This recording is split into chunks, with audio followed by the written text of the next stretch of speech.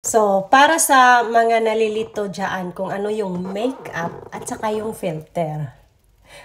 Meron kasi nag-comment dyan na ang makeup daw ginagamit para gumanda.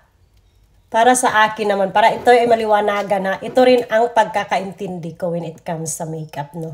Kasi yung iba gumagamit ng makeup, lalo na yung mga nagko-cosplay. At saka yung sa Halloween. At saka sa mga movie. Yung iba, nagme-makeup gamit yung multo-multo na mukha. Ginagawang multo-multo ang mukha. Makeup din yon. So, hindi lang pala pang paganda ang makeup. No?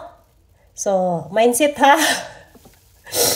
Lahat naman tayo maganda na. Gumamit tayo ng makeup, sabi nga niya, para gumanda.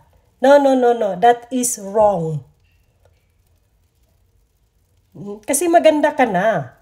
No need makeup para gumanda. Huwag mong isipin na ang makeup ay para pang paganda. Kasi maganda ka na. Alam niyo kung ano itong makeup? Dagdag confidence lang ito sa ating pagkatao. Pero ang kahulugan ng makeup, isa po itong art. Ginagamit ang makeup para sa mga art. Yung mga nagha-Halloween, yun, yung gumamit ng mga costume, yung mga nasa movie. At ito ngang everyday makeup. Dagdag confidence. So, huwag mong isipin na ang makeup ay pangpaganda. Dagdag confidence lang po iyan. Kasi maganda ka na. At ito namang filter, ang kaibahan sa filter kaysa sa makeup. Ang filter po is for fun.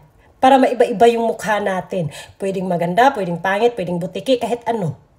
So yun no, para maliwanagan po ang kaibahan at anong kahulugan ng isang makeup. Hindi lang ito ginagamit pang paganda. Isa po itong art.